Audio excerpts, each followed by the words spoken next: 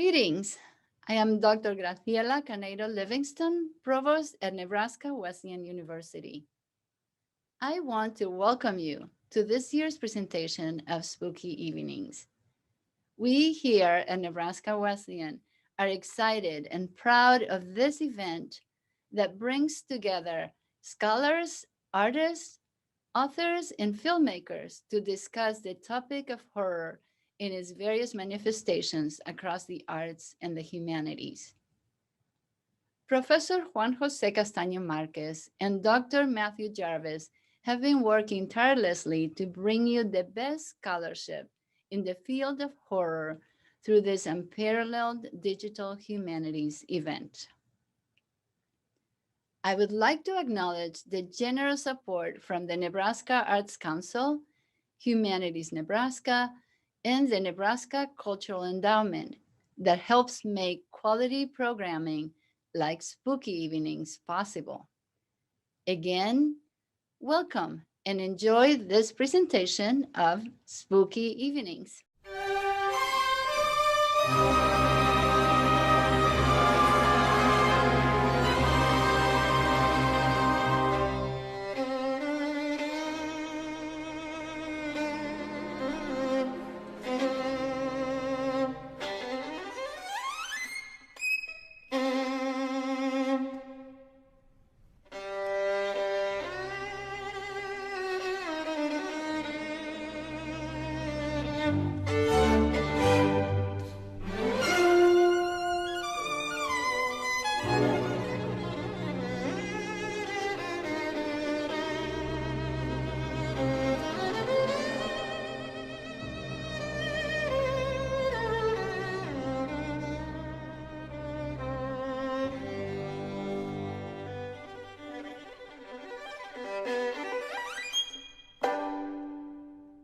Tonight on Spooky Evenings, Dr. Dale Bailey of Lenore-Rhine University presents a talk entitled Secret Histories, the Undying Allure of Haunted Places. Recording in progress. Welcome back, ladies and gentlemen, and welcome to my guest, Dr. Dale Bailey. Welcome, sir. Thank you. Tonight, we're going to dive into those things that go bump in the night in your very own home, under your bed, next door, upstairs, in the basement, and everywhere in between. I guess in terms of the history here of the haunted house, I think one thing we should probably do is to separate them into the categories, because they do seem to be rather distinct and different. You have the fun house, of course, which is the amusement park version of the haunted house. Right. You have the supposed haunted place, where a site of a haunting is either actively or has actively occurred. And then you have the legendary haunted house, which is a site that possesses some sort of a legend around it. And that could either be within fiction itself or the creepy house down the street. So I guess there's a difference with the active site of the haunting and the more fictive or mythos-based haunting. So those are the three silos I'm going to kind of put things into. So I want to start with the funhouse one, because I also want to conclude on the funhouse one, because this is the time of year where we see them pop up everywhere. I went to one just the other day myself, and it has kind of an interesting Americana history unto itself that's rather different, I feel like, than anywhere else in the world. And I wondered if you could touch on some of the mechanics of how they came to be and why we see them still frequented. I don't know quite how they came to be, but I think I have some ideas about why they're frequented, which is kind of a different question about why they're sponsored, right? Sure. Who's putting them on? I actually had cause to think about this Saturday night. My daughter is, she's 22. She is at Virginia Tech, where she's a graduate student. She was having a party. She is not a horror kind of person. And at some point in the party, they decided to troop off to a haunted house. And I get a text from her telling me about, she's not very happy about this. And then I get a phone call about it.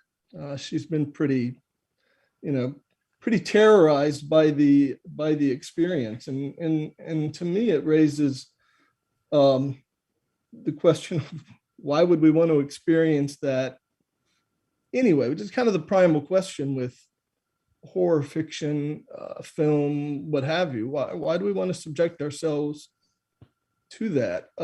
That's a question I always come back to. But her experience, so it was very strange. I don't know who sponsored the one you went to,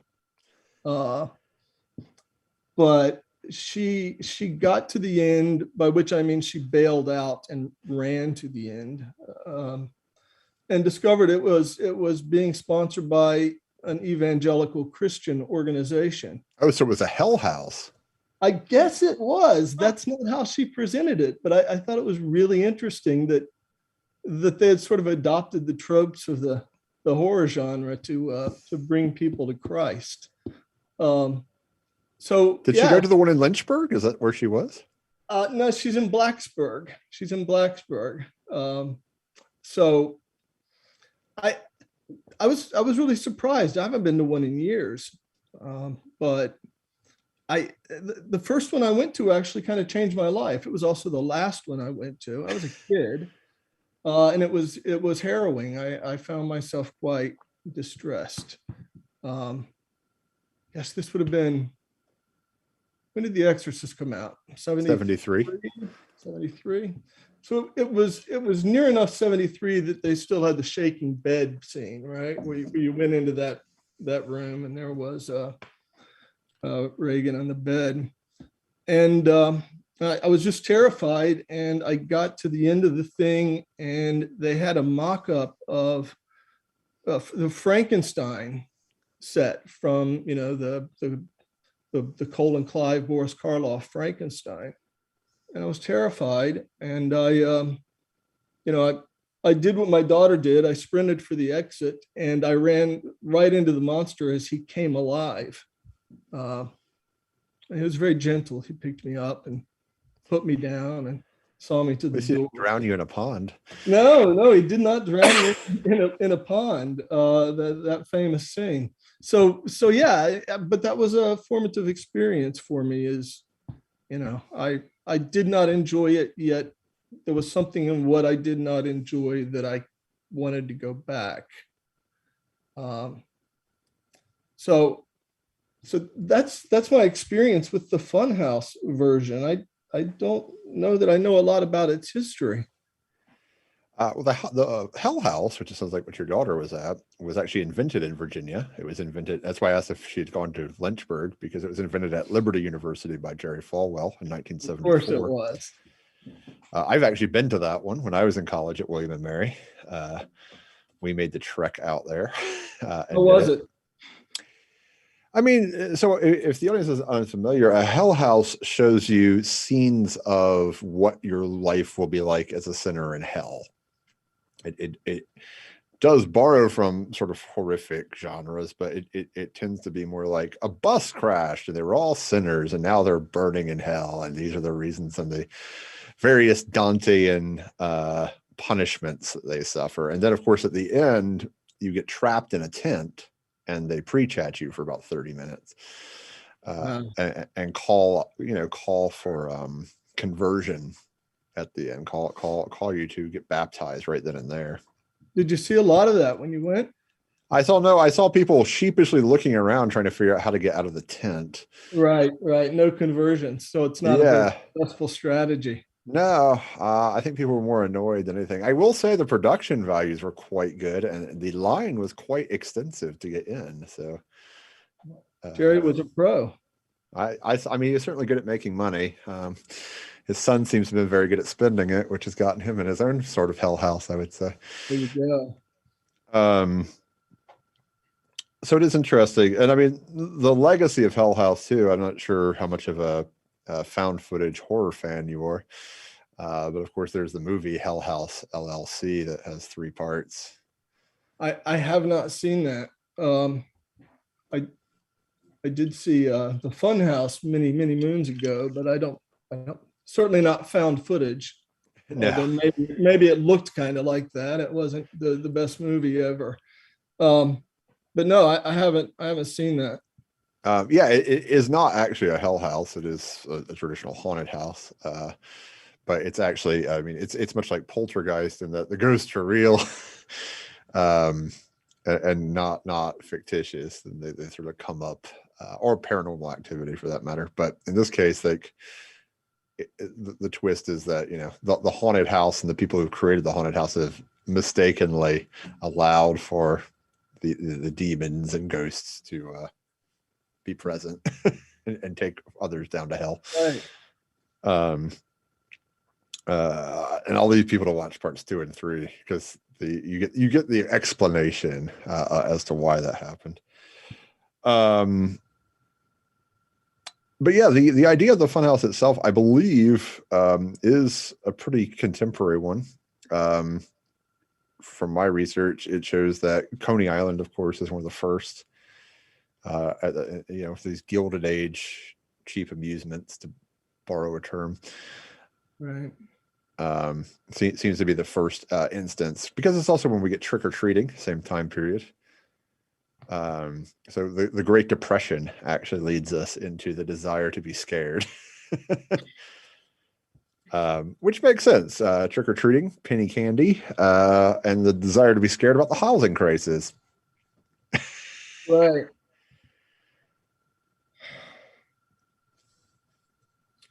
Do you think there is a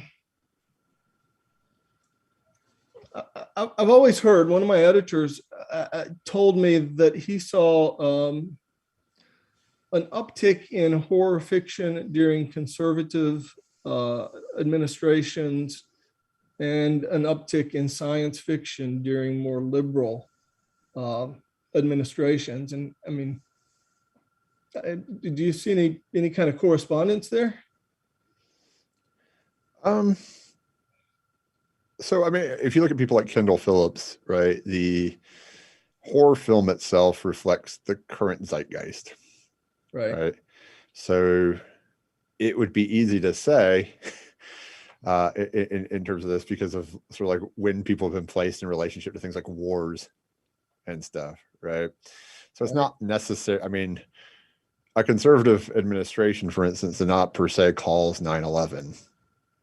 Right, nor did a liberal one. No, of course not. But you have a lot of horror that responds to things that come out of 9/11, right? So you have like Hostel, right? One of the concerns in Hostel as a gruesome horror film is actually the fear of being an American post 9/11. Because right, abroad. Yeah, because I mean the advertising campaign, for instance, for that film is such that it's the intro, they tell you the price of different people, right? And at the end they say, American, that'll cost you, right? So it's possible that that's true, that it's linked that specifically. I mean, I can't honestly say towards novels as much as films, but at least filmically it seems more to be responding to a more current zeitgeist than a per se. Now the type of horror will correspond to the politics of the time. I don't think it's a mistake that you're now seeing a new Candyman film, for instance, with Black Lives Matter protests in 2019 being so present. So I think that's more the way to look at it. But again, that's bridging 2 different administrations. True. So. And so and already we've wandered astray from your. Well, not necessarily, because Candyman 92 is a haunted house story. It's a haunted projects story, really. Yeah, it is. And oddly enough, my second novel was a haunted projects kind of story. As well. I thought it was, I thought I was breaking new ground, but I was not, as often the case. So Wasn't they saying the best stories aren't written, they're rewritten? I think it's true. Do you distinguish between just the bad place generally and the haunted house as a as a particular kind of bad place? I mean, it certainly is. I mean, hauntings in general seem to be tied to either trauma or memory, or some combination of the two. That's what I was thinking about, before we started, is the degree to which haunted houses, haunted places are connected to history. They're totally plugged in, it seems to me, to the past, and that's something I grappled with in the book, is what is it in the past that causes us to experience or imagine experiencing a haunting event. And my perspective on that has changed over the years. So what do you think a haunted place is now?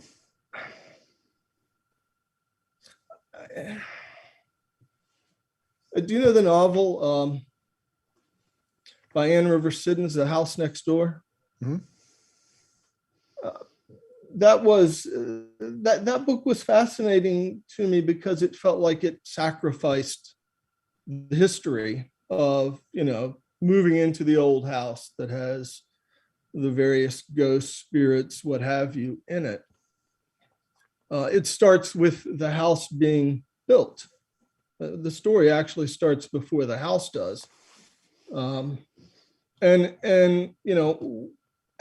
a time, I thought that was an expression of sort of class issues operative in the haunted house story. And I think those issues were definitely operative there. But I think also what we saw in that book is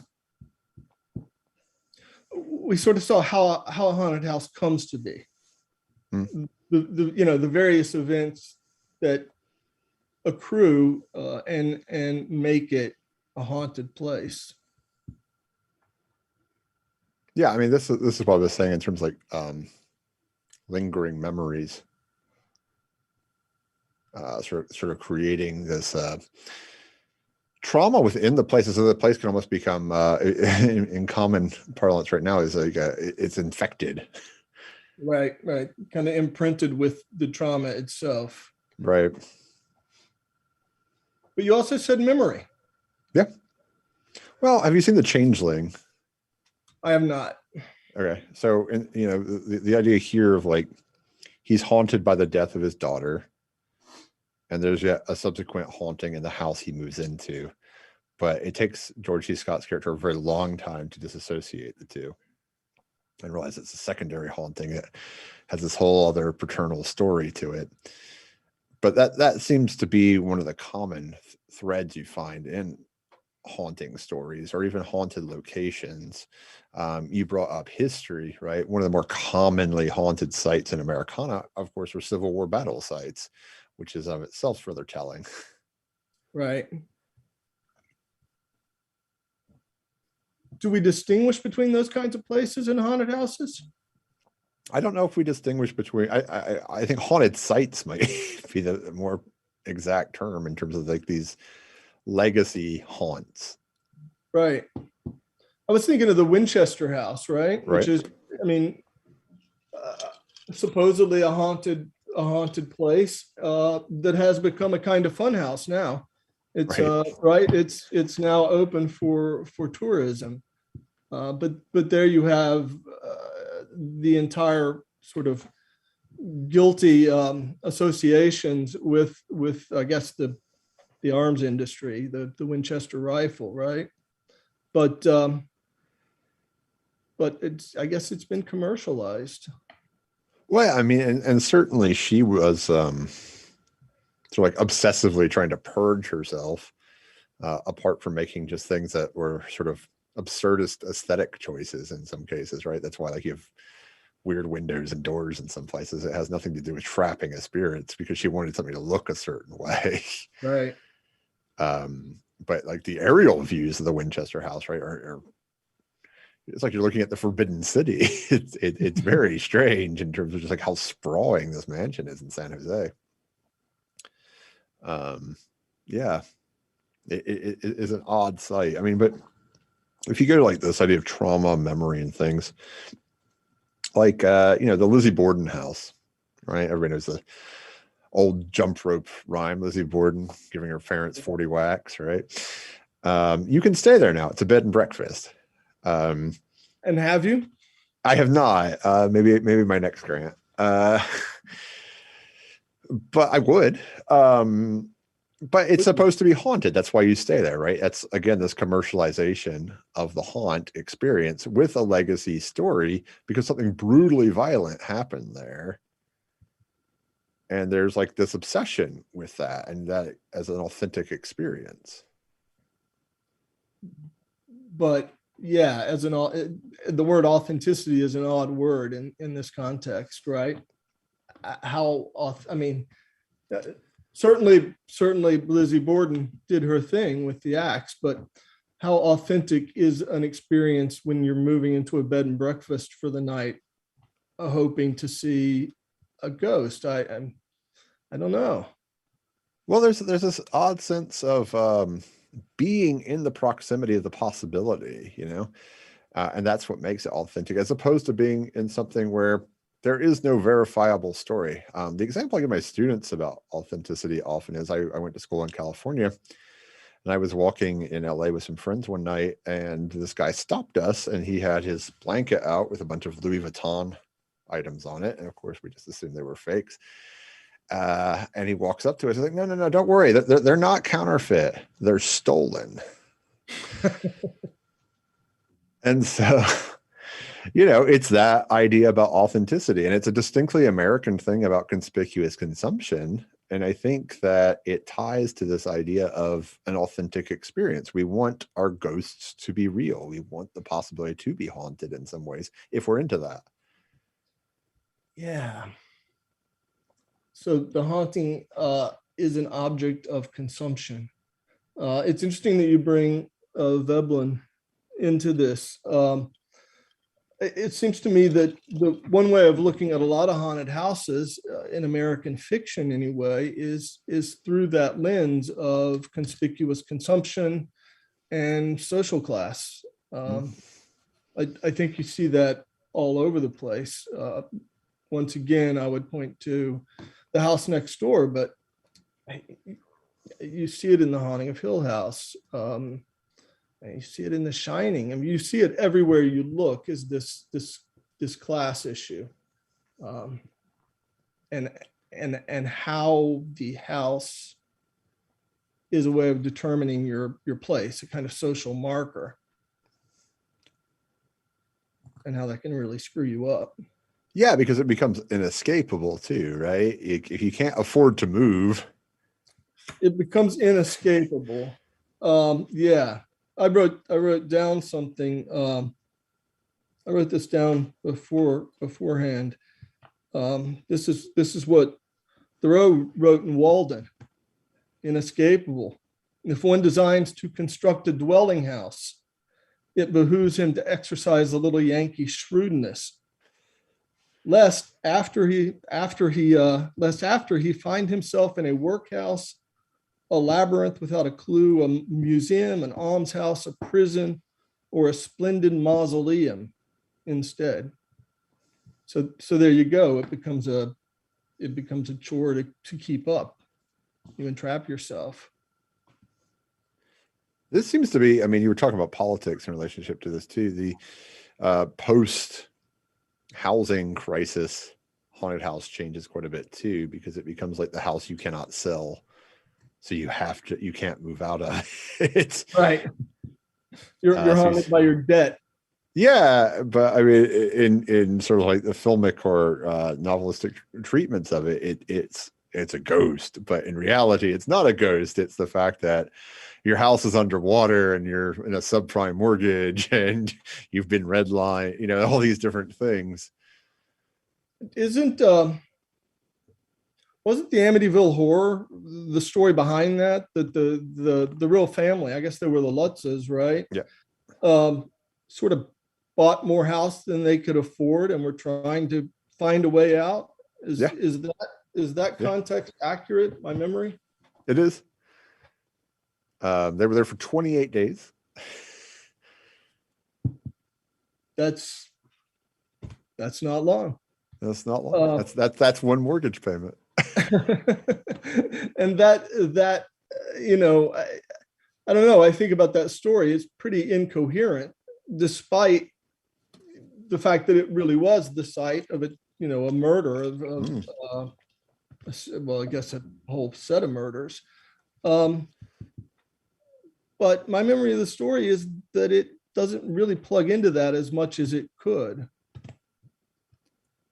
Yeah, it's read back into it afterwards, right? It's a teleology that's applied to it, more so than what you actually find textually in the Warren case, as it were, that is produced out of it.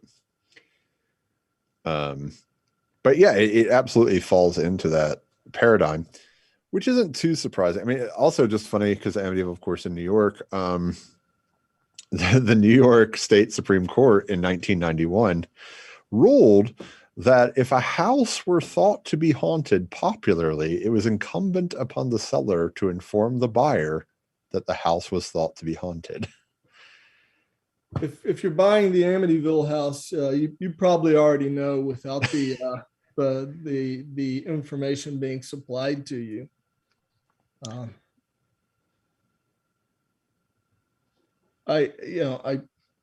Apparently my daughter is on my mind. She went to school up in New York, and where is the Amityville house? Is it on I think it's in Long Island. It's somewhere close. Yeah, she went to school on Long Island, and it was close. And apparently people live there quite happily. Mm-hmm. They've done up the yard quite nicely from the pictures I've seen. I don't think I could do that. I don't think I could stay in the Lizzie Borden bed and breakfast either. So, see, at William and Mary, I lived in Dillard Hall, my senior year, and it had formerly been part of Eastern State Asylum. And yeah, a lot of weird stuff occurred. I definitely, to quote the lion in The Wizard of Oz, I do believe in spooks. And I definitely felt that there. You felt the presence of something weird or strange or uncanny. What do you mean when you say you believe in spooks? Well, I mean, I definitely experienced weird stuff when I lived there that is inexplicable. Like, you'd get weird stuff left on your answering machine, not like voices, but like on your answering machine. That's kind of weird. Yeah, it wasn't just me. Or like, of course, naturally the laundry was down in the basement. As it would be. Yeah, so I mean, they kept like the marble black and white checker floor and the English racing green walls and mahogany paneling and stuff. So I mean, it looked like you were walking still into a 19th century asylum when you came into the foyer. And then you were in these little cell-like rooms that were singles. And, 3 a.m, it was not the most pleasant place to walk out in the hallway. Yeah, like it's. So would that qualify as a haunted place or a legendary haunted? I mean, how are you distinguishing between those two? I think with that one, it's the legendary, right? It's the supposed haunting versus sort of the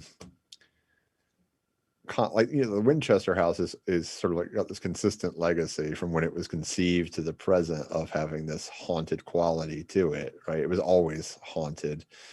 But this one, it's sort of like it's implied through the stories of people. And no one lives in it anymore either. It's converted into storage. But yeah, so it's more like those short generation of us who actually lived in the site, and our experience sort of, I think, spooked ourselves out maybe. But yeah, so I think it belongs, because it's also no longer inhabitable. So regardless, at this point in 2021, it would have to be legendary. So a truly haunted place is one that is still inhabited, where people are experiencing the Or the haunting. possibility to inhabit it, I think. Okay. I think it's sort of like if a tree falls in the woods, does it make a sound kind of question, right? Are the ghosts there if no one's there to see them? Um, we seem to be on parallel wavelengths there. I was thinking about you seem to gravitate more toward film. I gravitate more, I think, toward books. But I know you know the opening paragraph of The Haunting of Hill House, right? Do you recall it? Not exactly, but I know I've read the book before. It's also the closing paragraph, but it's interesting. No live organism, it's very short, can continue for long to exist sanely under conditions of absolute reality. Even larks and katydids are supposed by some to dream. Hill House, not sane, stood by itself against its hills, holding darkness within. It had stood so for 80 years and might stand for 80 more. Within, walls continued upright, bricks met neatly, floors were firm, and doors were sensibly shut. Silence lay steadily against the wood and stone of Hill House, and whatever walked there walked alone, which is the last phrase in the book as well. If there's no one there to experience the haunting, is the place haunted, right? And that's kind of the question the book leaves us with. That are there haunted places, or are there just haunted people? I mean, that's been posed many different ways too, right? That people bring with them whatever it is, the psychological fears or baggage that enables a haunting. The problem is in you. Yeah. I mean, for instance, the same goes too with the fictive funhouse, right? You bring your fears to it. If you were afraid at a jump scare is going to scare you. If Right. they don't scare you, they don't scare you.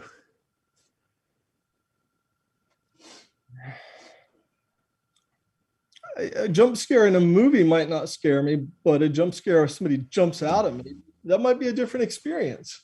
True. I like jump scares do not startle me, right? Like I had the ultimate jump scare when I was a kid. Our neighbors did it to me, doing a Bloody Mary game.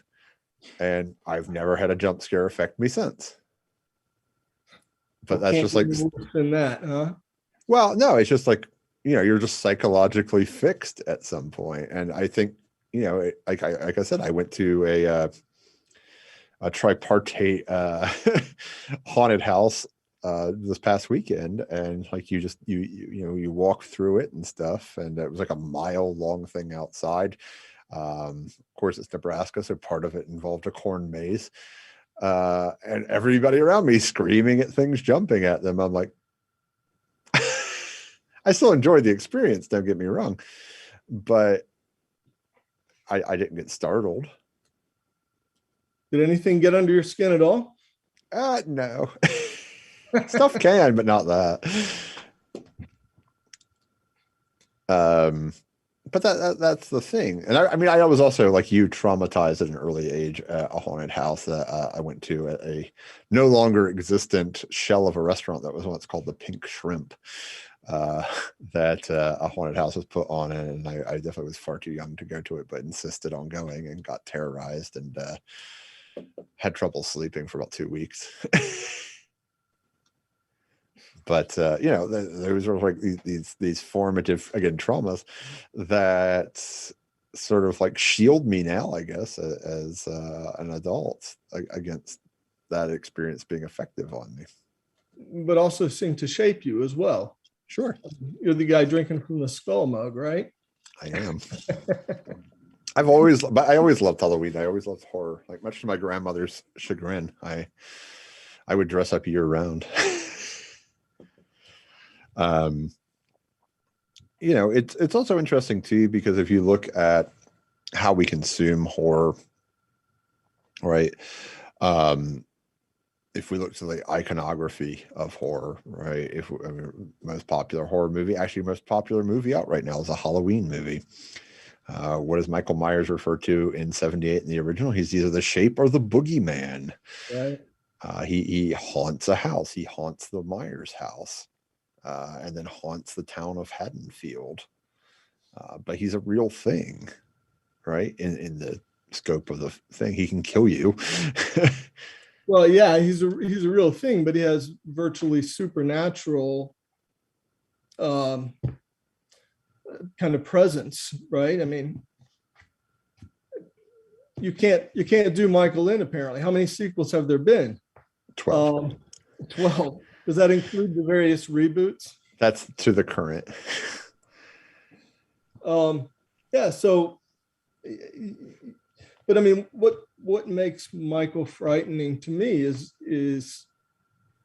the shape, the boogeyman part of the equation, not the mundane, if horrible to encounter, guy with a knife. And the poster is a long knife, as I recall. Yeah, I mean, but the film concludes with Jamie Lee Curtis, the first one, the 78, which I kind of like to isolate it by itself, because it was only supposed to be that film. There aren't supposed to be all these sequels. And so it ends, I mean, not only does he disappear, right? And then you get the cut shots of the entire town, like, where is he? But it does, the last lines in Halloween are, "Was that the boogeyman?" And Dr. Loomis says, yes, it was. So it is this idea of the boogeyman actually existing. And then it spawns other boogeymen, right? It spawns Jason Voorhees, who haunts a campsite, which, turns out to be somebody else. And then it spawns Freddy Krueger, who haunts your dreams. And endless other iterations. Sure. But yeah, those are the big names.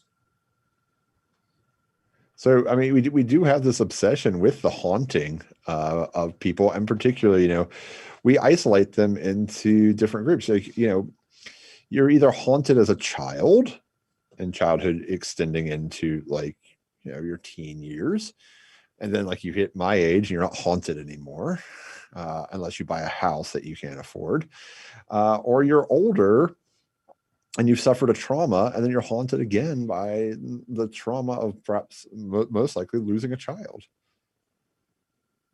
Right.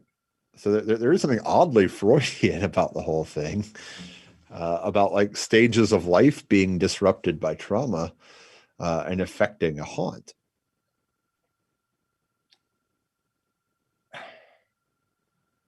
Yeah. So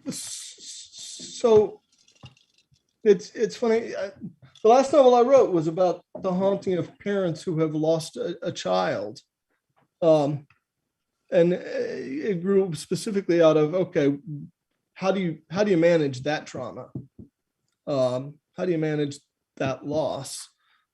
And the book is such that it's not really designed to scare you so much as it is to kind of move you into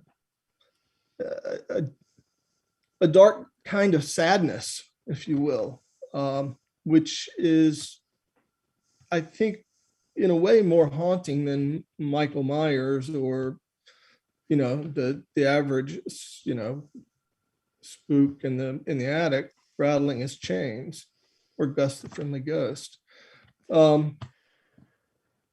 That personal trauma. Can a haunting be pleasant? I think so. Actually, we have Adam Stovall coming on next week, and he did a film called A Ghost Waits that just came out. We're going to actually show the film as well, and it is pleasant. What are the parameters for making it pleasant? You have to want the ghost to be there. Like the living has to want the dead present. And it was, I mean, you get this in the movie Ghost too, right? Right. There's a pleasantness to the familiarity of a loved one or something being returned. And in some cases, returning to Clive Barker, who obviously wrote Candyman, if you look at Books of Blood, right, there's a pleasantness to the really dark ending of that, when she sort of basically entraps the fraud guy as a ghost, Right. because he brings forth all these other ghosts with him, and they just like attack people on her. So I mean, it depends. If there's a sense of control, if there's a sense of desire in relationship to the haunting, yeah, I think it can be pleasant. I don't say it's healthy, but it can be pleasant.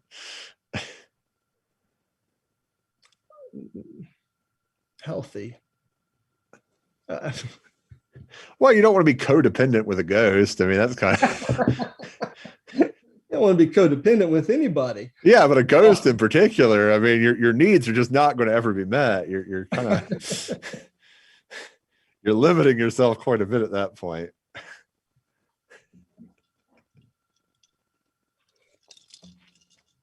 But So- yeah, go ahead. Well, one of the things that I was thinking about also before this was haunted sites that grow out of technology. Mm. Right. I mean, that seems to be obviously in the zeitgeist today for various reasons, but I mean, that goes, our smart houses might turn against us. That, when your house starts talking, who's talking to you? Oh yeah. Um, I mean, my Alexa has definitely come on at weird times and told me things that I had no idea what she was talking about. So yeah. that's definitely spectral. Well, I mean, we had Toke Thompson on last year, and he was talking about these hauntings of technology as well, and just like not just the idea of the device in your active life, but these disregarded devices that you imbue memory into, and like in a very literal way, right? Like a computer device having memory of you that you just throw away or you store in a closet or whatever, but there's like an essence of you that's buried along with it. And they are kind of like these weird gravestones. Like I think to my closet at home, right? I've got a computer in my closet. I've got an old phone in my closet. And it's like, it has information about me and aspects of me within it. Like almost like something I've split my soul into in part and put years into. Because you stare into the screen, right? You're this weird cyborg now. Right. And you have the, I don't know, I mean, another expression of that is the Facebook site that lingers after the person who owns the site is gone, right? They Sure. just sort of continue to exist in some way in that space. Lawrence Rickles was on, and he posed an interesting hypothesis here about dying two deaths, right? There's the death you die, but then you would kind of return as a vampire because you're draining emotionality off of a person until they can get over their grief of you, right? But as long as that grief is progressing, you're essentially a zombie because you need to be destroyed, right? And so it's the same thing you're saying here, like a zombie Facebook page, right? It's a zombie of you walking around until somebody like emails them and tells them to take it down. If they will take it down. If they will. So the zombie might just perpetuate. But yeah, I mean, we will haunt people in different ways, right? People still haunt. I mean, I'm sure we all get haunted by various things. Facebook is great. I think it's an excellent example you have here, because Facebook also, if I check my Facebook tomorrow morning, right, it'll say you have memories. And it'll be like, from 12 years ago. And it might not be a memory I want to encounter or even remember. But Facebook remembers, like the Pepperidge Farm commercial, but Pepperidge Farm remembers. really similar. And those are odd specters of the past. I mean, it could be anything. It could be like an ex. It could be a traumatic time in your life you've kind of repressed and moved on for. So we can be haunted in our own homes through technology today in this way. I think it's your own home that is most bothersome, right? Your sacred place, your refuge. Right. When it is, disrupted by some chaotic force. But I mean, I think that's part of the real frightening part of a conventional haunted house is you're supposed to be safe here. Yeah. This is the one place where you can hold the chaos and disorder at bay, and then it erupts and you realize how powerless you are. No, I think that's absolutely right. And I mean, then it gets extended, right? It gets extended to the like your child, right? You're supposed to be able to protect them. You created the home, which is even worse, right? And then by extent, I mean, this is the thing in Poltergeist, right? You created the home, you built the home. In his case, he actually worked for the development company that made all the homes. And then it's like, oh no, it's a graveyard, and you just moved the tombstones, and so of course we're haunted, and now all my kids are dying, and it's somehow my fault because I bought into it, right? And it gets to, I think, in terms of like the history here of all three parts of this, it gets into this idea of the American dream being the ownership of your own home, and it's haunted. Right, and it owns you. Yeah. Or, I mean, more precisely, and part of the pun here, it possesses you. It does. It does indeed. I could tell stories. That's why I rent. There you go. Renting is very wise. Yeah, I think the haunted house narrative plugs into the American dream in all kinds of ways, other than the sort of economic unease that we've talked about a little bit. But the house has traditionally been the domestic sphere, the woman's sphere, and I think that's why we get things like the yellow wallpaper and the Haunting of Hill House, which are very much stories about women who are entrapped in kind of domestic roles, somehow even imprisoned within them. So I think you get that. When you get to something like Beloved, you get to race, which is obviously the specter that is haunting, deservedly, the United States, right? No, I mean, the other thing I guess that comes to my mind in terms of pop culture with this is, of course, the Disneyfication, which is always where I cite Americana. The Haunted Mansion, right, is one of the most popular, enduring legacy rides at any Disney park, right? So 66 in Anaheim, 71 in Orlando. And I mean, going back to it's based on several. I mean, it's based partially on The Haunting, the film that is made about Shirley Jackson's novel, the first one, before you get the Vincent Price, and then you get the Winchester House, which you also spoke about. So it borrows elements from both, but for my money, it's mostly The Haunting, which relates back to their Shirley Jackson. Right. That's a great movie. But they made the terrible version that had Liam Neeson. Oh yeah.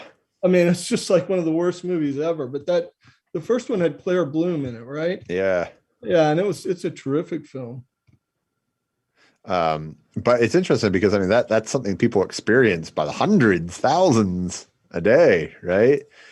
And again, they want this experience of the haunted. I mean, it's funny to me because when I was in middle school, I went to a combined school. The middle school and the high school were combined, and I desperately wanted to check out The Haunting of Hill House by Shirley Jackson. I wasn't allowed to. The librarian would not let me. She actually told my mother that I wasn't allowed to. And the reason given was that what happened to those people was too terrifying for me to read. You seem to have gone okay. I I assume you adjusted. I read Stephen King instead, so go figure. I read things like The Long Walk instead, which I got easier access to at the Kite Coop bookshop. But yeah, so I came to Haunting of Hill House. I mean, I think I was in high school when I finally, because she retired, and I finally got to read it. Mrs. Johnson retired, and I finally got to read this. And I just like, I don't get it. I don't get why I wasn't allowed to read this. But the original movie of The Haunting is quite good. And I mean, one of the things that you get in it is also, I mean, a nasty level of disbelief in the spectral, right? The one woman is traumatized, highly traumatized by the specter, and everyone else is just horrible to her in relationship to it. So it is interesting that is sort of like what, you know, the Imagineers of Disney are like, that, yes, that's the experience we want to put out there. There's the most popular ride. Yeah, right. So the abusive, I mean, that's telling too, right? Along with the $100-$200 a person tickets, right? There you go. That's haunting. So that's my loose read there. But it is this extension out of Coney Island. And again, I kind of want to harp on this because Coney Island signified the beginnings of an American bourgeoisie. All of a sudden, people had days off who weren't wealthy, right? You can thank Henry Ford for the 5-day work week. Whatever you feel about Henry Ford, that's why we have the work week that we have. And, you know, you have things like Macy's popping up, and you have Coney Island popping up. You have all these things for people have free time, they have money. How do we get it away? And so you have this experiential development. And then, of course, the Great Depression happens. And so people want, and it's no mistake that then you also have horror movies pop up as popular entertainment too, right? 31, 32 is a great year for horror movies. Dracula, Frankenstein. And so people want to be scared, which is really odd because they're also suffering under depression. They're standing in soup lines, but they want to be scared still. Do you read that as you have the real anxiety that is impossible to cope with, and therefore you can, I don't know, purge yourself of it to some degree with the imaginary anxiety that ends at the end of the movie? Frankenstein goes away. Well, I mean, he does to a degree, right? I mean, there's going to be dozens of sequels, but I mean, yeah, it's that classic Greek cathexis thing, right? It's this momentarily release of your anxiety into something else, but it allows you to other something else, right? And in this case, it allows you to blame something else. In the case of Universal horror movies, it allows you to blame Eastern Europe, which is prophetic, post World War I. And in the case of you know, the haunted house, it allows you to blame the specters or your anxieties for the other, which is also very Freudian, which would make sense at the time as well. So I think there's a mixture here of why people want to be afraid of something that isn't real, or a displacement of what is real onto something else. You were talking about the American dream. Sure. I think that's one of the most crucial transformations that happens to the haunted place is, you know, we have the Gothic castle. Mm-hmm. When you get to America, where are all the castles? Where are we going to set our Gothic works? And at the same time, you know, you have the increasing importance of things like home ownership, and it's a conjunction of things that creates a haunted house. I don't really know the answer to this question, but to what degree do haunted houses appear in other cultures? Well, I mean, fair amount. One of my favorite, very strange movies is actually called House, which is about a haunted house, and you know, it's out of an Asian tradition. Right. But I mean, you know, the first haunted house comes from Horace Walpole. Right. Castle of Otranto. Yeah, in 1764. But it's really a castle, right? Yeah, well, yeah, but it's somebody's house. Like Dracula's castle is his house. He calls it his house. Well, maybe. I mean, I don't know. I mean, you go into Dracula's castle, you know. Yeah, but he refers to his house because he actually, when he buys Carfax Abbey, Harker tells him that it's old, and he says, "Good, I need an old home. To live in a new home would kill me." So, I mean, but you made a point about social class. Again, same difference here. It depends. Are you bourgeois? Are you aristocrat? Are you proletariat? Depending on which one it is which one's going to be haunted. Right. And I think that, going back to Disney for a second, there's no mistaking why those houses are 19th century houses. And Anaheim, it's a plantation. In Orlando, it's a house out of upstate New York. These are clearly homes that are just rotting away post Gilded Age, post Jim Crow, as uninhabitable. And you see that all the time. Like I belong to this Facebook group called Historic Homes. And you see just like the degradation of these mansions from the Gilded Age all the time. Right. And it's this odd specter again of the American dream. It's like, where are the Carnegies? Where are the Vanderbilts of today having, these fabulous homes? Even if we go to the Post home, right? Marjorie Post, right? Mar-a-Lago. It's now a golf course resort place where Donald Trump lives. That castle that was her personal vacation house, right? They're non-existent anymore. I think too, you were telling me you teach American literature. I think about The Great Gatsby in the same way. The homes of The Great Gatsby are not places people live in anymore. Yeah, that's true. No matter how wealthy you are, like Jeff Bezos does not live in Tom Buchanan's house. Yeah, but what kind of house? I don't know what kind of house Bezos lives in. Are they the equivalent of? No, they're like McMansions. They're not these like historic storied, but they're also like, like Gatsby's house, right? In The Great Gatsby. Gatsby's house has like 50 bedrooms. It's enormous to the point of impracticality today. But that level, so juxtapose it like Biltmore Estate, right, in North Carolina. Nobody lives there. It's like a tourist attraction. It's where people rent out aspects of it for their wedding or whatever now. But yet you have, again, a different type of spectrology here of the legacy of what that house means in Americana. But it's all back to the Gilded Age. And for me, at least, there's 2 decades where the American dream existed for a certain group of people, 1890s and 1950s. And I think if you look to how we think about haunted houses, either traditionally, you see the 1890s Victorian Queen Anne kind of house coming out of the 1890s, or if you look today in terms of these haunted house stories, it's the 1950s American dream home that's haunted.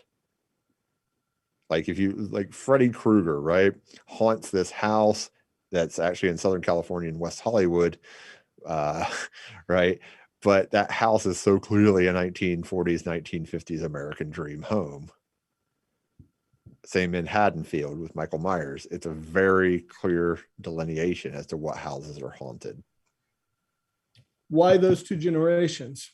Because that's the ones that aspired to the American dream in this very specific middle class, upper middle class way that was very white, very 2.5 kids, very pull yourself up the bootstraps that sort of like crushed everybody else in foot, but didn't have to deal with an aristocratic version of Americana or a proletariat kind. It dealt with itself in this very individualistic way and ignored a lot of social incohesion that was going on within the country. So if you say, we'll take 1950s, because I think it's probably easier for people to understand. Post World War II, coming out of it, the idea of the nuclear family, the idea of people coming out of depression, you fought in the war, you were suddenly eligible for the GI Bill, which had never existed before, suddenly accessible to all kinds of social programs that had never existed before, particularly for that generation's parents, right? And they were able to buy these Levittown-esque suburban homes, and have that Mad Men-esque lifestyle and all these types of possibilities. But now we see that as corrupted, right? And I think, particularly as you see sort of this anti-boomer reactionism with the current Gen Z, I think those houses are going to get more and more haunted.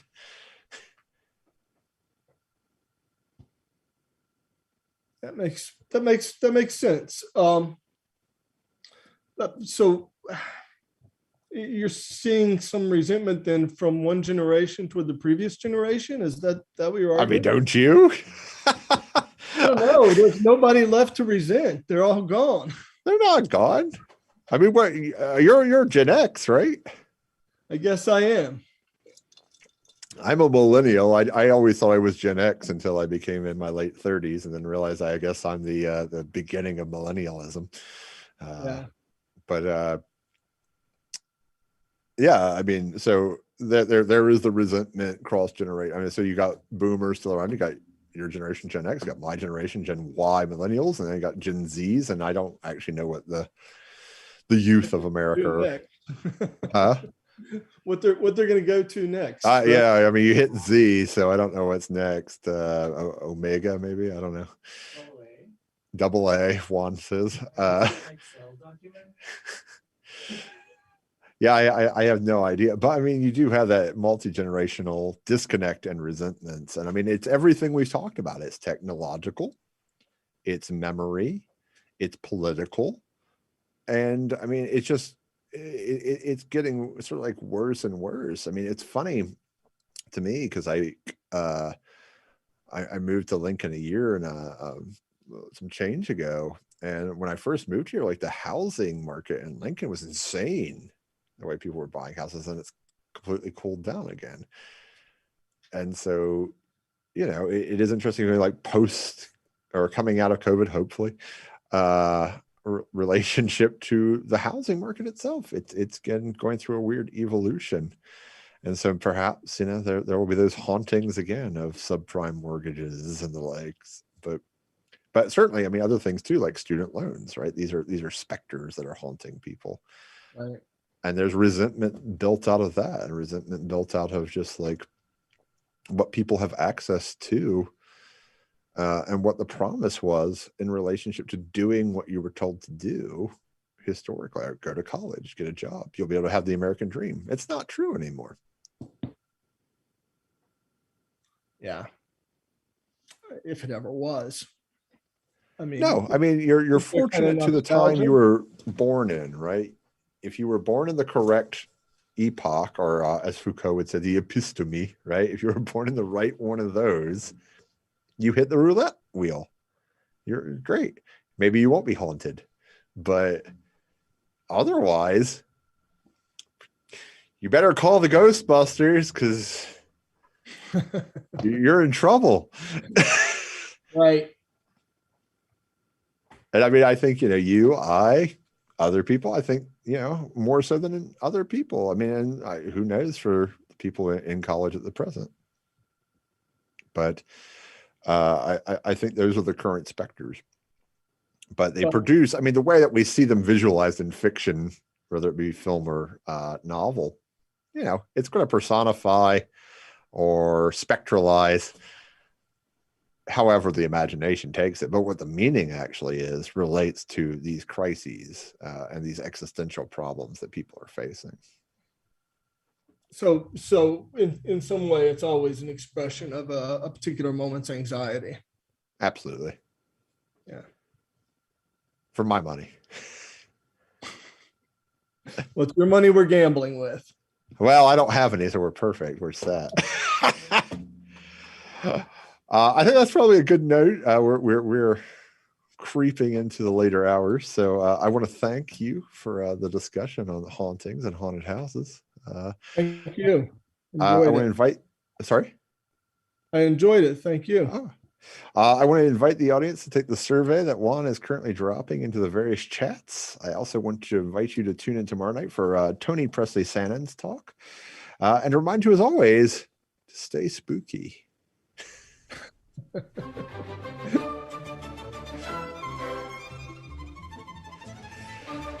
Yeah, it is interesting. I mean, I do think it's political, but I think it's ubiquitously political. I don't think it matters who's in charge. Yeah. Because you get horror produced at all times. And maybe you get different kinds of horror, though. Absolutely. I mean, we definitely had a kind of sexual panic slasher movie era in the 80s, right? Yeah.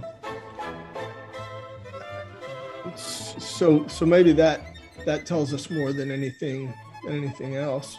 What's fascinating to me about the 80s in relationship to all this is you had the homeless crisis explode in the 80s. Right. Reagan Right? opened the doors and set people on the street.